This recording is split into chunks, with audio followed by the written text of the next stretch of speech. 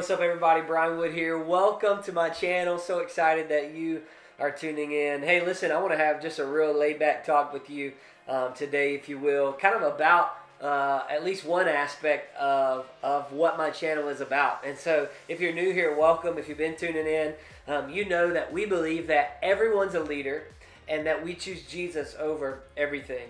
And so I get some pushback occasionally. I get people asking, how can everybody be a leader? Have you ever seen a bad leader? You ever worked under a bad leader?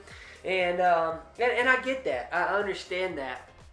But that doesn't negate the fact that everyone is a leader. And so I want to explain that just a little bit. It's not going to be a super long video, but at least my thinking behind it, my beliefs behind it, why I think everyone is a leader. So I guess you have to figure out how you define leader. If you want to define leader by a position or a title, then I can see why you may disagree with why I think everyone is a leader.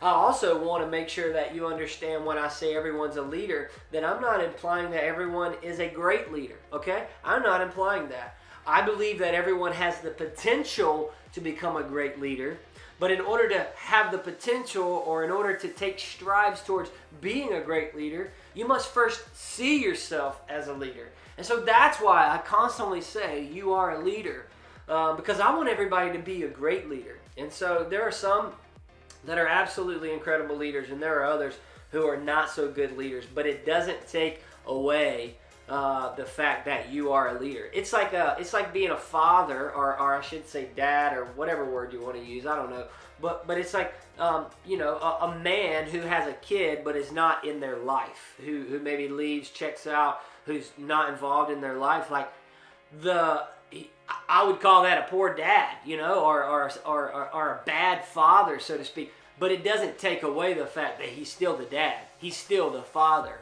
And so that's kind of a little bit of my view on leadership. And so I want to help you grow in your leadership. I want to help you become a better leader. And so, again, we are all in different seasons of life. We're all in different capacities. We all do different things. We all have different hobbies. We all have different occupations. But for me, leading, I believe that you and I, every single individual on this planet who is able to talk and walk and have conversations with people, and even if you can't have a conversation, actually, for that matter, but we are leading someone or something. We are having an influence on someone or something. And there are people who are following us. It may be one, it may be 1 million, but we have people who we are leading, who we are influencing. And so the basic definition, if you were to go to dictionary.com or websters.com, the basic definition, and I want to read this so I don't get it wrong, it's a person or thing that leads, or slash and or a guiding or directing head. A guiding or directing head. Like you're leading somebody, okay? If you're a mom and you're an introvert and you just like staying home all the time, but you have 6 kids, guess what? You are a leading and a guiding head to those kids. You're a leader. If you're a CEO of a mega company, guess what? You are leading and guiding all the people that are under you. And so we are all in different playing fields and different capacities, but we are all leaders. And so you could get into, there's thousands of leadership books, and they're going to break down different types of leaders and personality types and all that. But I don't want to do that. But what I do think is that there's like 2 overarching big umbrella types of leaders. The first one is that natural born leader. We all know one of those. Like, it doesn't matter what the situation is, what the circumstance is, what the geographical location is, that person is going to rise up in the middle of anything and lead. It doesn't matter what it's about. They could know nothing about what is happening, but they are naturally just wired and created to just step up and lead. We all know those people. I think in many ways, again, I'm not trying to toot my own horn. I don't think one's better or worse than the other, but this is my wiring. I'm a natural leader.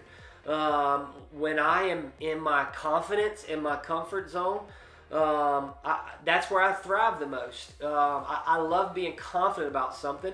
I'm not saying being arrogant, but I love to be able to get in something where I have the ability to use the natural wiring, the natural extroverted personality, the natural level of influence that I feel like God has given me. Again, not being prideful, just acknowledging the way that God has created me. I love those opportunities. And it's hard to shut down or stop a natural born leader. Like, they're just going to keep going and figure out ways to lead. And again, not that one is better than the other, but the other aspect of leadership or type of leader is what I would call passion specific. Okay? Meaning, people who are not always going to step up and take charge and take lead unless it's something that they're crazy passionate about. Like, I think the perfect example of this, and maybe you don't know one of them. If you do, you're going to be like, you're exactly right. But I know a few homeschool moms, like just the sweetest ladies, especially like pastors' wives. I know some pastor wives who are like homeschool. They're just so sweet and innocent and submissive and just have this really quiet, just like beautiful personality. And then you come to find out, they're leading like 200 other moms in this homeschool group. And you're like, where did that come from? Like, you're sitting here just being all sweet and like never saying anything. And like all of a sudden now you get into this thing that you're passion specific about and you become this authoritative role.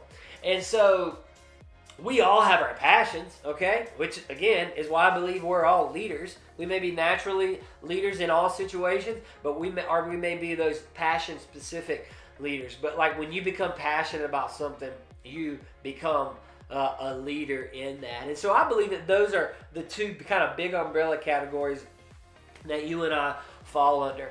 And so I'm not going to give you like a bunch of processes or steps to how I think you can become a great leader, but one of the most important things that I think that you and I can apply to our lives to become a great leader is, in order to lead, we must first follow.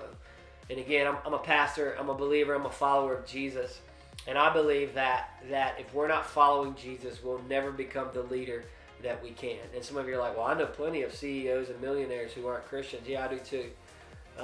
But that's not the life that I want to live. That's not the type of leadership or influence that I want to have. As a matter of fact, in Matthew 4:19, Jesus says, come and follow me.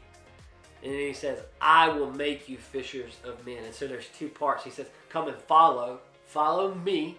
There's a following part. And then once you begin to follow, then I will make. And so I want to be the type of leader that is made, that is created, that is designed out of this following. And so if you want to be an incredible leader, you must first follow. And I believe the most important person we can follow is Jesus. But then I also think that there's human relationships that we can follow. There are people who are in your same line of work or field of expertise or your passion who are way better leaders than you. There are way better leaders than me, and guess what? I'm learning from them. I'm following them so that I can then be made into the leader that God has created me. So in order to follow, you must first lead. In order to lead, you must first follow. And then the last thing I want to share is this, and this is why I attach it to the vision of my YouTube channel, why I believe you are a leader. I would imagine that there's someone watching this right now who would say, you're wrong, I'm not a leader. Or maybe you're not even going to say I'm wrong. Maybe you're like, I'm just not sure, bro. I don't know that I'm a leader. And the reason that I say that over and over, you are a leader, is because I want to attach that label to you. You see, so often in life, we are very quick to pick up a negative label. We're very quick to pick up that label when our past is tried to define us, and now we carry this label thinking we're a failure, or that we're never going to amount to anything, or on the flip side, we want to carry the title of I'm the best at this, or I'm the greatest at, like, we have no problem picking up labels that we want to pick up, and sometimes even labels that we don't want to pick up that we need to get rid of. But I want to add a label to you that I believe is God-given, and it's the fact that you are a leader. And if you don't see yourself as a leader, if you don't view yourself as a leader, you'll never reach the potential of leadership that you have. And I believe that God has called us all to lead and all to make an influence. 4:19, Matthew, follow me and I will make you fishers of men. He wants to make you into a leader.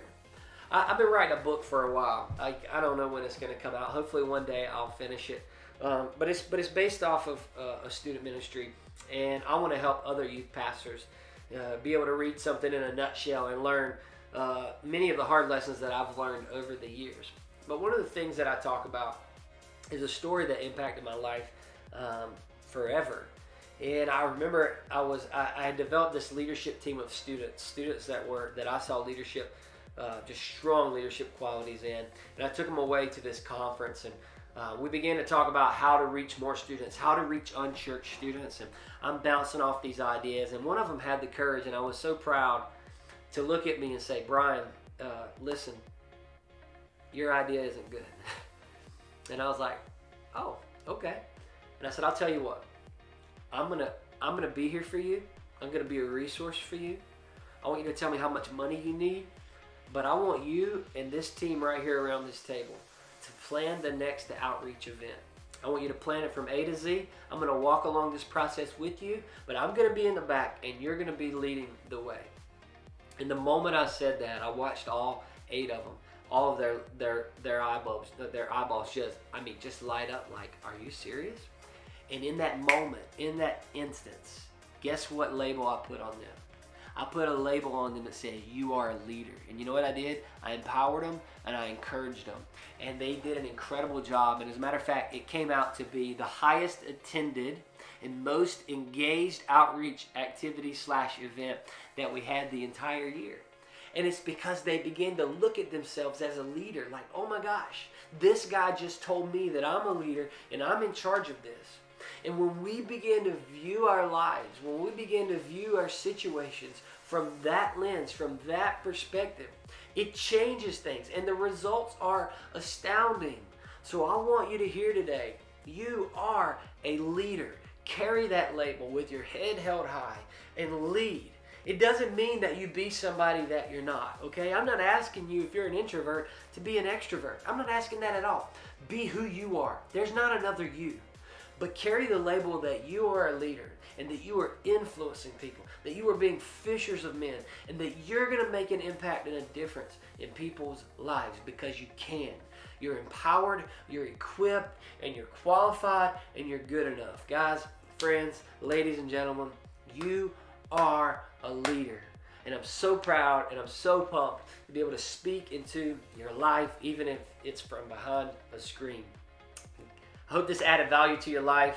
I hope that you will follow along my channel as we continue to grow and I continue to share the message that God has given me to help empower people, to help encourage people, and to help people understand that they are leaders and that we're going to choose Jesus over everything. Until next time, see you.